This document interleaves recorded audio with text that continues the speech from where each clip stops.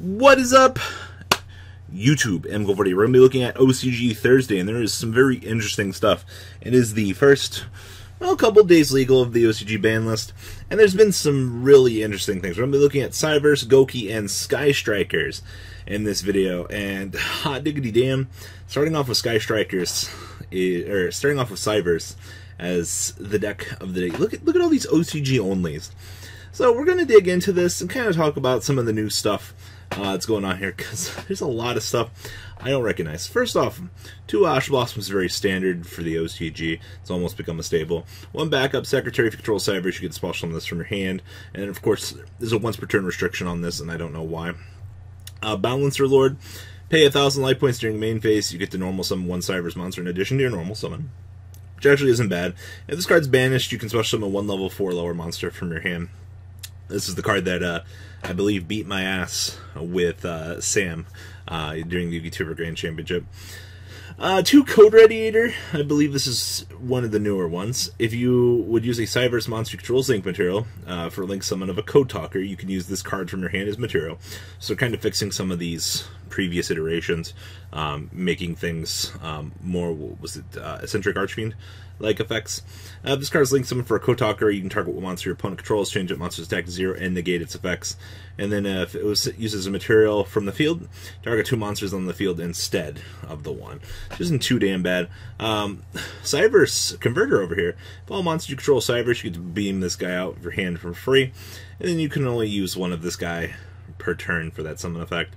Then this thing's normal, so when you target 1 monster you control, it becomes Cyberse. I guess. I don't really have any additional things to that. Cyberse Gadget, of course, additional summons. Defcon Bird. You can discard 1 other Cyberse card, special summon this card. Man, everything is just a special summon clause in this deck. Let's see here. Dot Scraper, more capitalization. 4 Mud Skipper. During a main phase, you can reveal 1 link monster. If you do, this guy's name, attribute, and type become that of the face-up monster, or the monster you revealed. And if used as link material and sent to the graveyard for link summon, you add 1 level 5 or higher Cyberse from your deck to your hand. God, this card's so good, actually. 1 Ibley, triple Lady Debugger, normal or special summon, you get to add a level 3 or lower Cyberse from your deck to your hand. Cyberse actually has good support, actually. Link Infra. Once again, special summon this card from your hand. Micro Code Talker, this is pretty much the same thing as our previous Radiator over here. Getting you the ability to add sign-out spells and trap cards, which is pretty damn good. 2C Archiver. If a monster special summon to a zone a link monster it links to, you special summon this guy from your hand. You guys know how these go. Sim Tablier. You can reveal this card in your hand. Target 1 level 4 Cyberse monster in your graveyard. Special summon that card to a zone your link monster points to. Stack Reviver, and of course, Widget Kid. This card's normal special summon. You can special summon 1 Cyberse from your hand in defense mode. This whole deck is just throw as many Code Talkers at your opponent as you can, I feel. Spells Triple Call by the Grave, Triple Signet Codex. If a Code Talker is special summoned from your extra deck to the field, target 1 of those monsters, add 1 Cyberse monster with the same attribute from your deck to your hand, but for the rest of this turn, you cannot add other monsters with the same attribute to your hand. So they do give you more access to things here with this.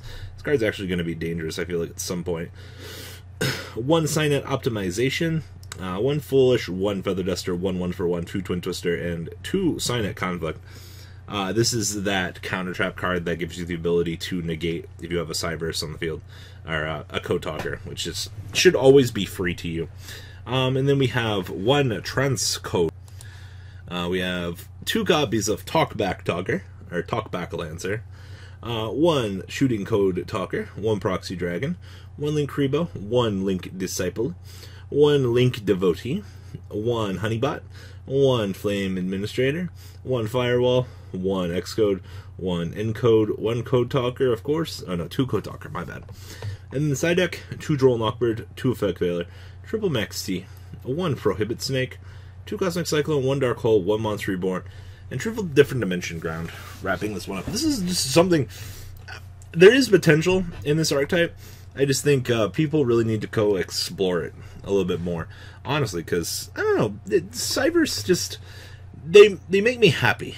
Alright, moving on along. There were a few pre-game tournaments in the OCG. A lot of people were taking advantage and playing more Striker builds. Hornet Jones to 1 has not stopped this deck. in the pregame from being honestly there. But this card at 1 has hurt it a lot. So anyway, Sky Strikers. So 2 Ash Blossom, a triple effect Veiler, 1 Ghost Bell, 1 Ghost Ogre, 1 Ghost Reaper, triple Maxi, and triple Ray. A very, very, very standard lineup, honestly. Spells 1 Feather Duster, 2 Desires, 1 Rhoda, 2 Shared Ride, triple Area 0, 1 Afterburners, Jamming Waves, Drones, Shock Cannon, Widow Anchor, 2 Multi-Roll, Engage, Terraforming, Twin Twisters, and 1 Permanence, and 1 Judgment. The extra deck down here, triple Shizuku, triple Kagari, 2 Hayate, 1 Ningresu, 1 Link Kuribo, 1 Nightmare Phoenix, 1 Goblin, 1 Needle Fiber, 1 Clara and Rushka, and 1 Boral Sword Dragon. Side deck, 1 Ghost Reaper, 1 Gold Bulb, triple Gamma, 1 Driver, 2 Mind Control, triple Different Dimension Ground, 1 Judgment, and triple Typhoon. Seeing the inclusion of Shared Ride in the main deck, the OCG's gone into a heavier Gouki format, so having this to kind of stop everything that's going on, excellent, in my opinion. I definitely think that capitalizing and taking full advantage of these things is absolutely crucial. There's not enough hand traps in the world to stop Gouki from just ruining your day, but hey, you know what? Extra power in these 2 cards. You can never have enough. And obviously, Sky Strikers are essentially a little bit slower in the grand scheme of things, but I think given the appropriate time and stuff, this deck will adapt and just be the anti-hand trap deck, or just the anti-deck in general, that people are going to turn to and be like, hey, you know, I'm playing this as an anti-meta variant, because the deck has the best toolbox in the game for honestly what it has available to it. So looking forward to see what comes out of this. And then last but not least, supposedly the best deck in the format. Oh. Yep. You know what happens when you move Terror Top off of the list to 2? You get more Degeneracy with Invoker. Yep. It was a sad day. So evidently, fun fact, if you open up a Hero Lives, go into Stratos, grab Malicious, something dangerous is bound to happen. I wonder why Malicious is such an inherently starter into starter into starter. Good job, Konami. You broke the deck. So this is new Gouki. So triple Armageddon Knight, 2 Ash Blossom, 1 Steam the Cloak, triple Malicious, 1 Destruto, 2 Stratos, 1 Headbat, 2 Octostretch, 1 Suplex, 1 Jet Synchron, 1 Ibly, triple Maxi, 1 Toktenborg, 2 Terror Top, 1 Agent, and 1 Vion. God, so much value in this card. Spells triple Hero Lives, triple Call by the Grave, 1 DDR, 1 Phoenix Blade, 1 Rematch, 2 Magical Midfield Breaker. We're not making our opponent be able to do shit.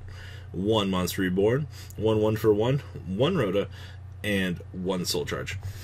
And the extra deck down here, 1 Trigate Wizard, 1 Gumblar, 1 Summon Sorceress, 1 Link Kuribo, 1 Unicorn, 2 Phoenix, 1 Mermaid, 1 Goblin, 1 Cerberus, 1 Isolde, 1 Firewall, 1 Needle Fiber, 1 Boral Sword, and 1 Invoker. Side deck, 2 Crow, 2 Effect Veiler, 2 Ghost Reaper, 1 Skullmeister actually, 1 Feather Duster, triple Twin Twister, 1 Imperial Order, and triple Bread Reboot.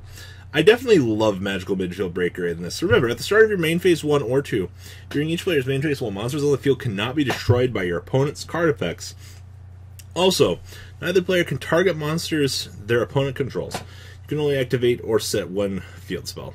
Oh, you cannot activate or set field spell cards. So Magical Midfield Breaker, you deploy this shit after you start building your board, and then you laugh at your opponent in maximum Keck as you basically build this indestructible fortress that your opponent can't do anything for. Is it fair? No.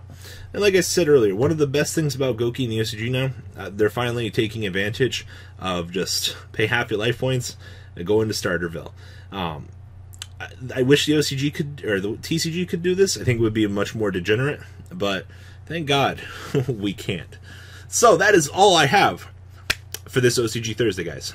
Remember, Tomorrow is, in fact, the best damn day of the week, in which we do market watch. We go all out. We look at logisticals, unlike Tuesday, where we do requests and things and talk about what other people want to see on the market. So remember, tomorrow is, in fact, the best damn day of the week. All right, guys. I will see you on the fucking flip side. The ride never ends, guys. Make sure you enable those notifications to get the latest videos that are being posted on this channel. Make sure you guys check out VanCole40 for my Cardfight Vanguard channel. And join me and House of Champions on the Zodiac Duelist TV Twitch stream. We'll be interacting with our audiences. And please check out No Limit Gaming and LGTCG.com for the cheapest trading cards on the market. Thanks for watching, guys, and please have a good day.